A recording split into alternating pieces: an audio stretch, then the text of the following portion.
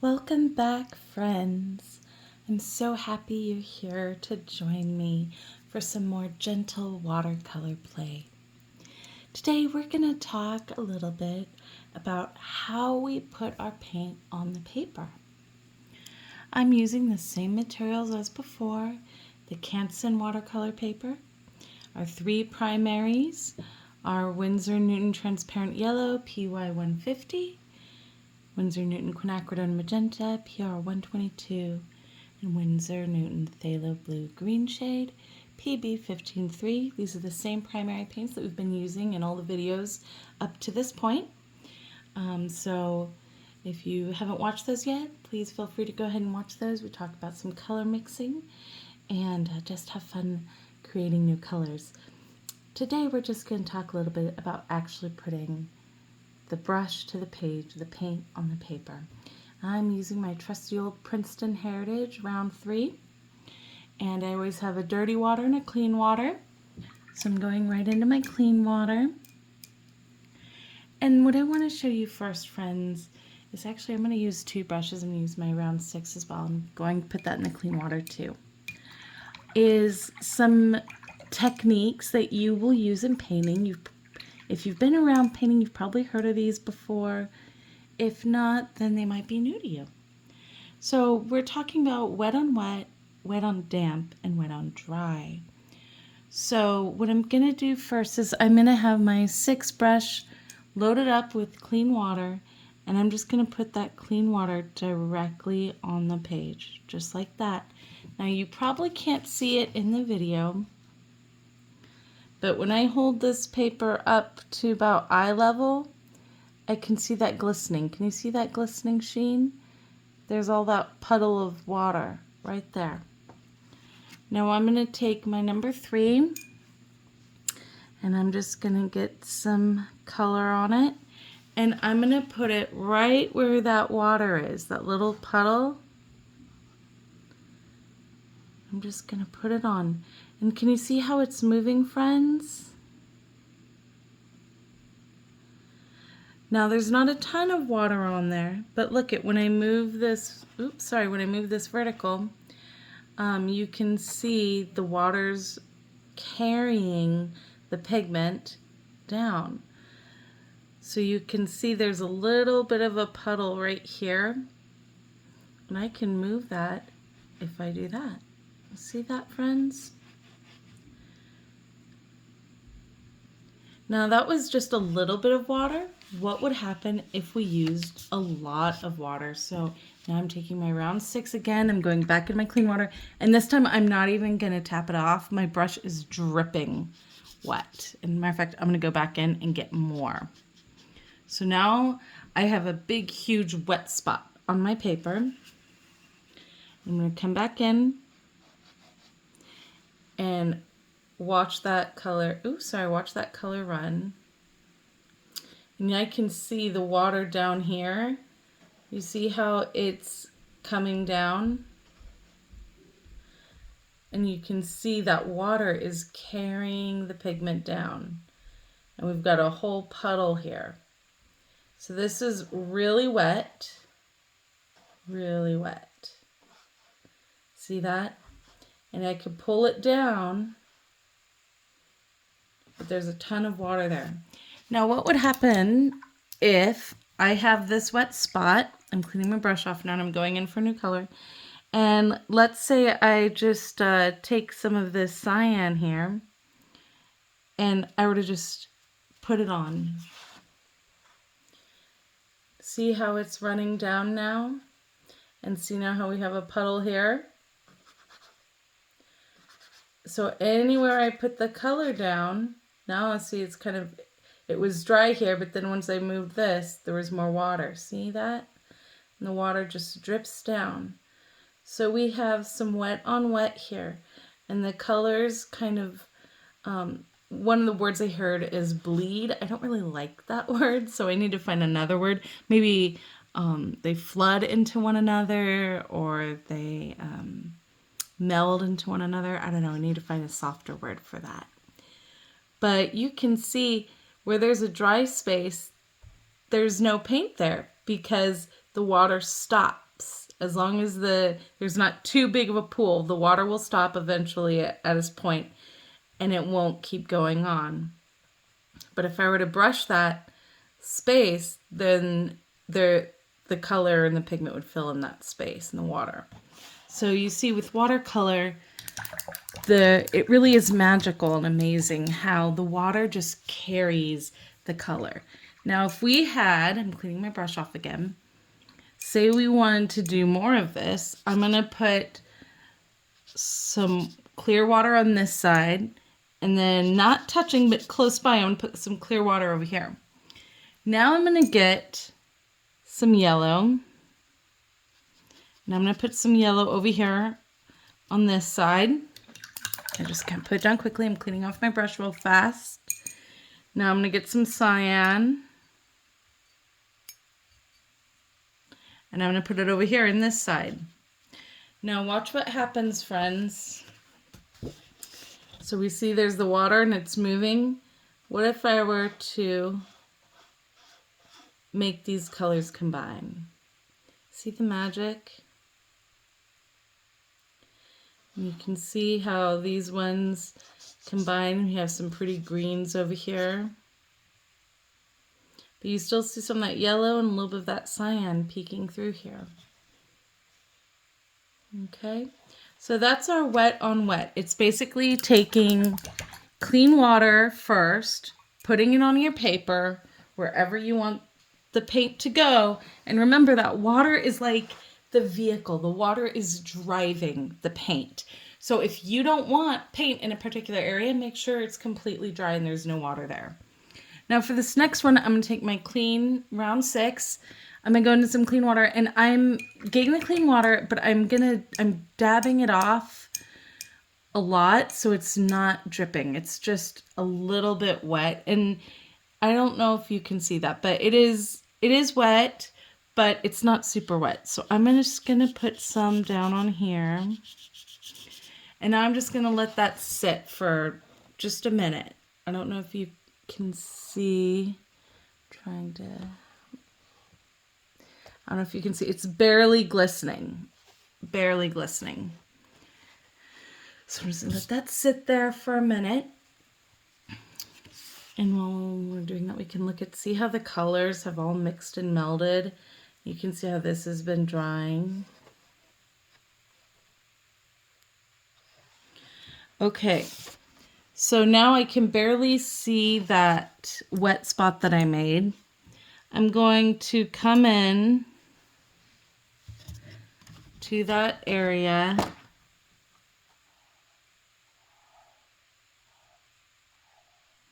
and I'm just going to paint like a little leaf here.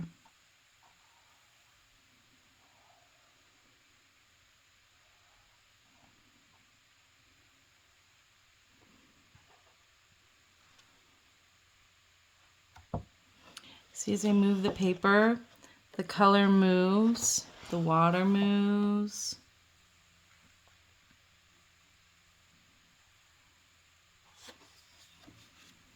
Now I'm going to clean my brush off, and I'm going to take some clean water,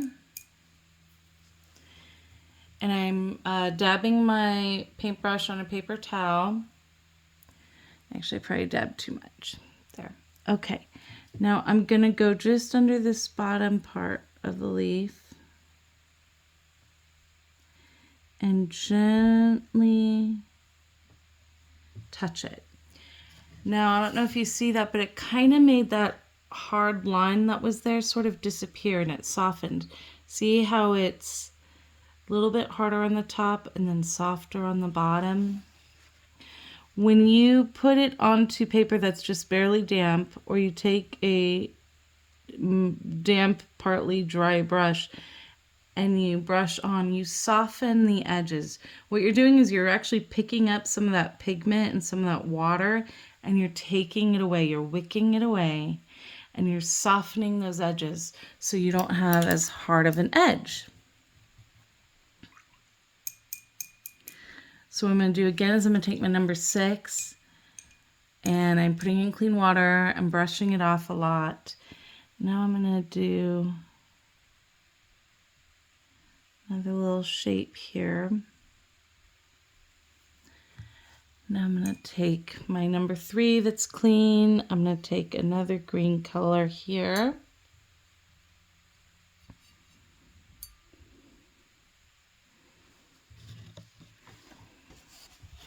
And you probably can't see, but there is a faint spot here where I put the water.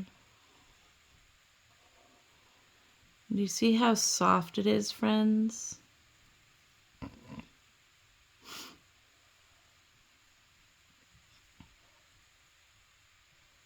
Clean my brush off. Dipping in the clean water, dapping it on the paper towel.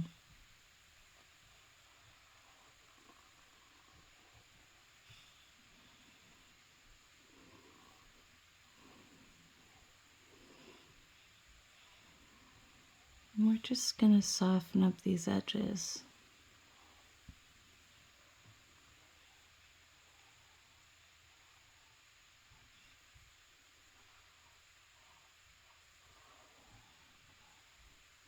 And I think this kind of has a soft ethereal effect.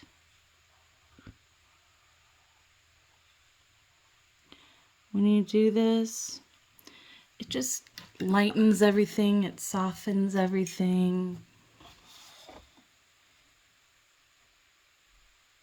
Can you see the difference, friends, between this hard line, this hard edge here, or even over here, and even on this stem here, versus the softened parts that we see?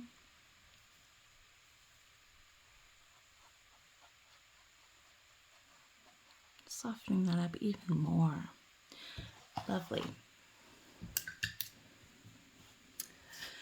Okay, so you can do wet on damp in all sorts of ways. The key with the wet on damp is to make sure that your paper is just damp and there's not a huge puddle. Wet on wet, you're going to have more water. It's going to be more runny, like we experienced here, and it is less controlled when you do that.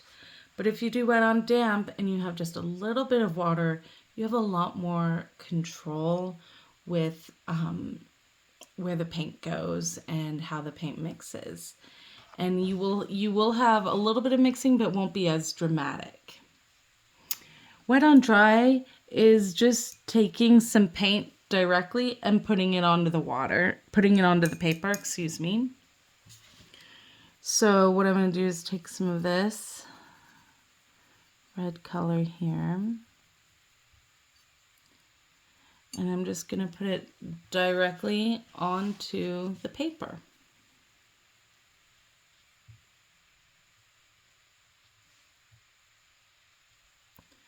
And you'll see there's really nice crisp lines.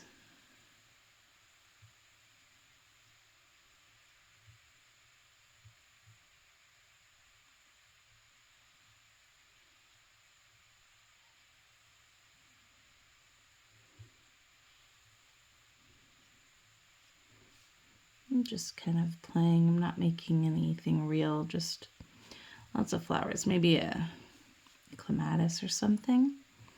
I don't know. But you'll have these crisp lines here.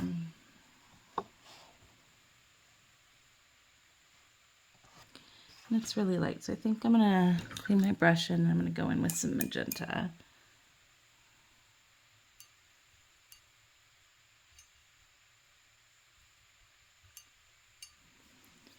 I'm going to go back in. And so now I'm kind of combining the technique because the paper is a little bit damp. So now I'm sort of doing the wet on damp again, where I have this wet brush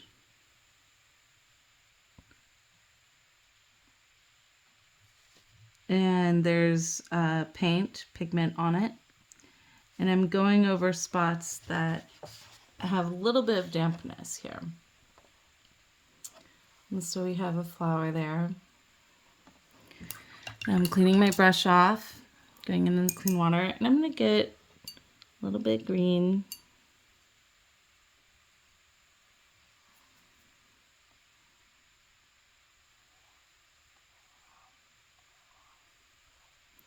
And make a little leaf.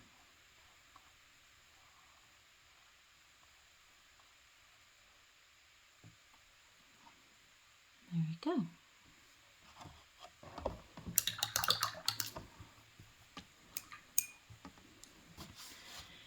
So it kind of depends on the style you prefer, and I think that it's important to use all these different techniques at different times. I think that they all are useful and good techniques, and you just play around with your brush and paints and see what happens. Exploring is really important with watercolor, not being afraid to just play. It's another reason why I really recommend the Canson paper, because it's not too expensive or precious. So there's no fear. You can use both sides of the paper and just play. Practice some wet on wet, practice some wet on damp and wet on dry. See what happens with the colors when you mix them. I can even show you right now with this. If I were to take a little bit of this yellow, and I'm just going to put it right here inside the flower petals.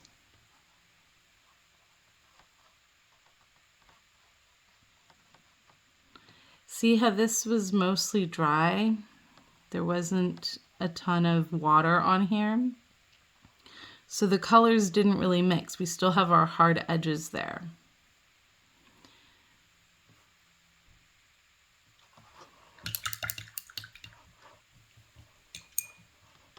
So that's just, one thing. If you want to keep your colors a little separate, make sure that the first layer is dry, almost completely dry, or that it is totally completely dry. Because if you have it even a little bit wet, you're going to see how these ones kind of blended.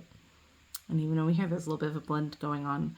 And so if that's what you want, that's wonderful. But if there's water, the paint's going to move. It's the vehicle. It's going to drive it around and make it move around. So just, know how much water you're using. And if you want to go wild and crazy, go wild and crazy. Take some pages and just see what happens when you infuse some different colors into a puddle of water. Try varying out how much water you use. Try some wet on damp and softening your edges. See what it looks like to have a hard edge and a soft edge. Try some wet on dry. Do a little bit of layering and some fine brush strokes. You can play with your brushes and see what strokes they make. You can, let's see, let's get this color. You can go with the tip of your brush really fine, and then you can put the belly down and make a bigger. You can go really fine, and you can do it with the belly. Now this is a 3, so it's not going to be really wide. Let's try a little bit of a bigger brush. I'm going to do my 6 here. Let's grab some turquoise.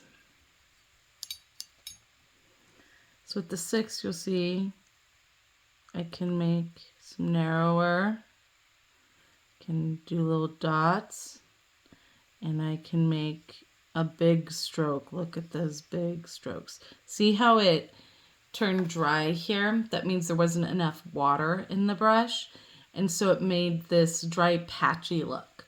Now, some people will use this intentionally to make a textured effect. It's very good for like trees or some nature landscapes.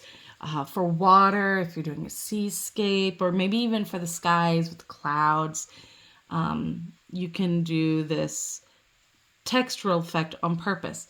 But if that's just too dry, just go back in and pick up more paint and water and pigment. And you can paint to your heart's content. You can always go back in and grab more water. See, there's more dry strokes. I can just go back over it. And I'm not making anything, I'm just playing with it. So play with your brushes, see what you can do. Try doing circles or ovals. Try putting it down and see what happens when you just do a dry brush, and see what happens with these dry brush techniques on here. What's gonna go on? So play around, have fun, give yourself permission just to play and explore. I hope this was a fun and quick little tutorial, and that you have lots of fun playing with your brushes, playing with the wet on wet, wet on damp, wet on dry, and just exploring the wonderful world of watercolor. Thank you so much for joining me today on this day of gentle watercolor play. And I look forward to seeing you next time. Bye, my friend.